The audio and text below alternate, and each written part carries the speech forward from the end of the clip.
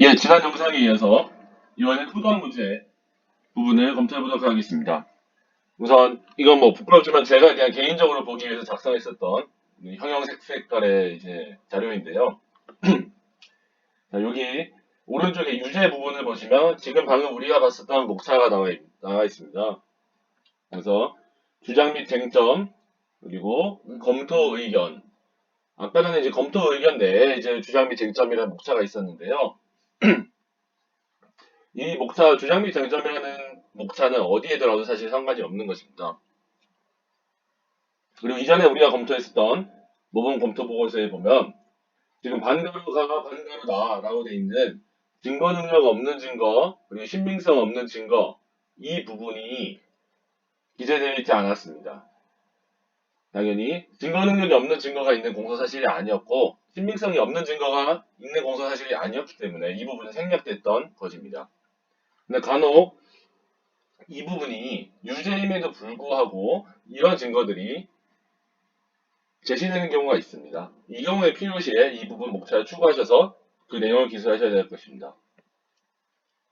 자, 그리고 이제 반가루다.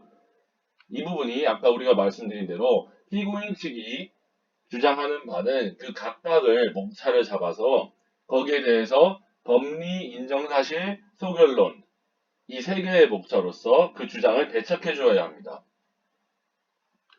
그렇게 피고인 주장을 다 배척하고 나서 그 다음에 검사 주장을 인용하는 의미로서 증거관계라는 목차를 달고 그 밑에 그 증거의 이름들을 나열해 주게 됩니다.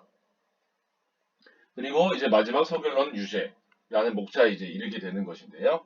이 부분까지 이제 복습이고 이후에 이제 영상에서 제가 이제 말씀드리고자 하는 것은 이와 같이 이제 피고인이 사실관계는 이제 법리를 다투고 있음에도 유죄가 됐던 경우와 다르게 피고인 측이 실제로 그것을 다투고 있는 것이 이유가 있어서 즉 검사의 입증이 합리적인 의심이 없을 정도로 완벽하게 이루어졌다라고 볼 수가 없어서 결국에 325조 형사소법 325조 후단에 범죄의 증명이 없는 경우로서 무죄에 해당된다라는 결론을 우리가 내릴 때 그때 목차는 어떻게 되는지 한번 보겠습니다.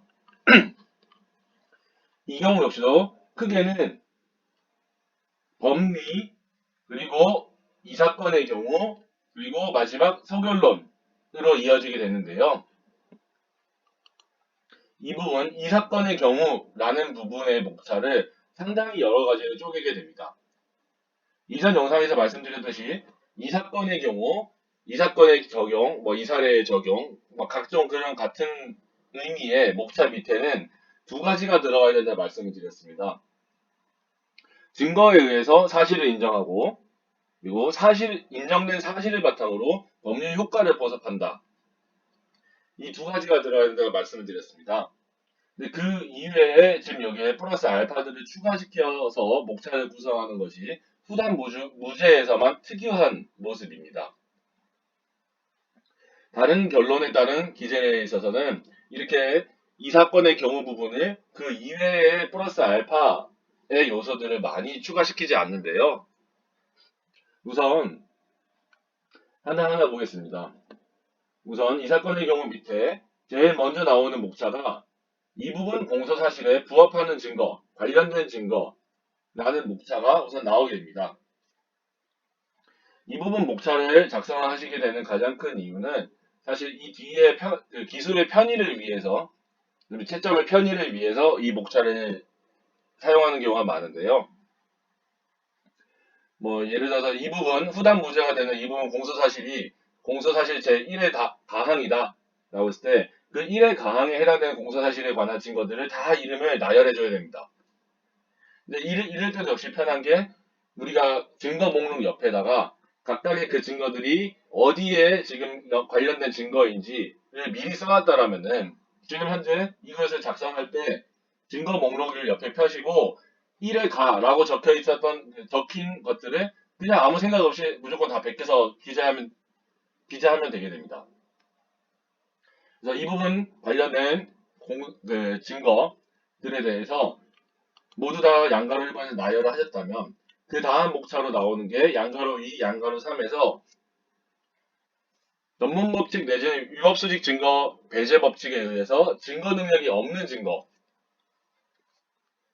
검토를 해주고, 양가로 3번에서 증거 능력은 인정이 되지만 믿을 수 없는 증거, 신빙성이 없는 증거를 설치를 해줍니다.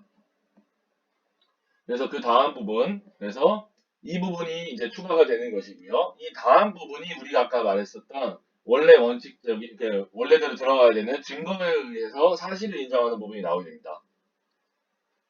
즉, 증거 능력이 없는 증거와 신빙성 없는 증거를 먼저 제거를 해주고, 증거 능력도 있고 신빙성도 있는 증거들을 바탕으로 거기에 따른 이제 사실을 인정하는 부분입니다. 그래서 양가로 4번, 양가로 5번 둘 다 같은 인정사실의 의미를 가지고 있는데, 이 인정사실에 있어서 양가로 4번은 검사 주장에 부합하는 듯한, 그래서 플러스가 되는 듯한 인정사실입니다. 그래서 어떠한 증거에 의하면 다음 같은 사실을 인정할 수 있다 라고 하고서 뭐 이렇게 해서 뭐 전화를 하지 않고 현장을 이탈한 사실, 뭐 이런 식으로 객관적인 사실들을 나열해 주게 됩니다. 양가로 5번 반대 사실 역시 또한, 그러나 또한 이러한 증거에 의하면 또한 다음 같은 사실을 인정할 수 있다 라고 해서 뭐 현장에 이탈하기 전에 뭐 피해자한테 명함을 교부한 사실 등등등, 이렇게 해서 또 반대되는 듯한, 그 검사 주장에 반대되는 듯한 사실을 또한 인정 사실을 해주게 됩니다.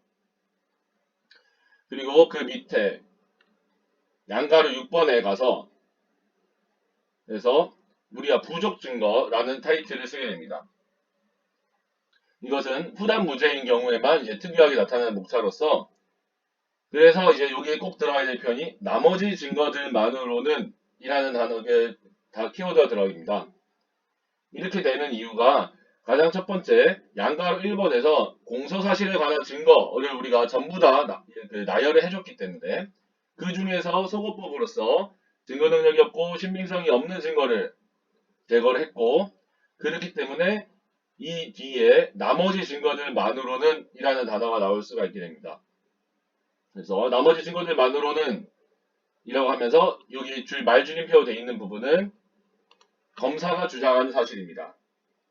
뭐 나머지 증거들만으로는 뭐 지금 예를 들었었던 게 그 특가법상 도주의 범위를 인정하기에 부족하다, 이런 내용이 들어가겠죠. 그리고 항상 빼먹지 마시고 달리 이 부분 공소 사실을 인정할 증거가 없다 라는 이 표현을 항상 기재해 주셔야 됩니다. 이것이 검사의 증명 책임을 이해하고 있다 라는 단초로 받아들이시더라고요.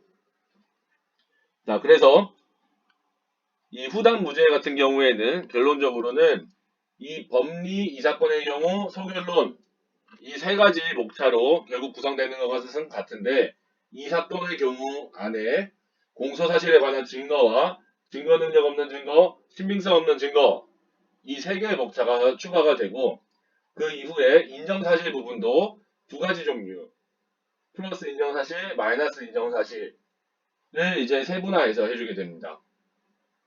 그리고 우리가 아까 전에 그 인정된 사실을 바탕으로 법률 효과를 포섭해야 된다 라는 말씀을 드렸었는데요. 이 부분 같은 경우에는 우리가 그 범죄의 증명이 없는 경우로서 결국 후단 무죄의 결론에 이르는 경우입니다. 하기 때문에 이 인정된 사실들을 종합해 봤을 때 검사가 주장하는 뭐 도주의 범위를 인정할 수 있음 이라는 결론에 이르는 그런 포섭이 아니라, 이런 경우에는 오히려 그 포섭을 대신하여서 들어가는 부분이 결국 그래서 위와 같은 인정사실들을 보건대 나머지 증거들만으로는 도주의 범위를 인정하기에 부족하다. 그래서 달리 이 부분 공소사실 인정할 증거가 없다. 이 말인즉슨 결국에는 포섭할 것이 없다. 라는 얘기지 않겠습니까? 우리가 항상 수업 시간에 항상 강조를 하지만 형사소송에 있어서는 어디까지 증명 책임은 검사에게 있습니다.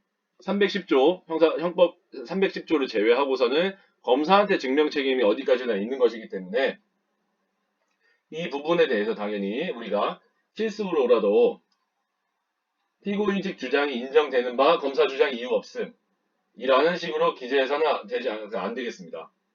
그래서 나머지 증거들만으로는 인정한 게 부족하다 라는 식으로 꼭 이 멘트로만 그 후단무죄 배척을 하셔야겠습니다. 자, 근데 제가 아직 영상 편집 기술이 많이 미력한 바 지금 이 화면에서 바로 59-6 등 검토 보고서로 넘어가면 좋겠습니다만 그 기술이 부족합니다. 그래서 후단 문제에 관련해서는 영상을 여기서 한번 다시 끊고 다시 후단 문제에 관련해서 우리 검토 보고서가 과연 지금 제가 말씀드린 이 틀을 어떻게 변용해가지고 응용하고 있는지를 그 실예를 들어서 한번 살펴보도록 하겠습니다. 다음 영상에서 뵙겠습니다.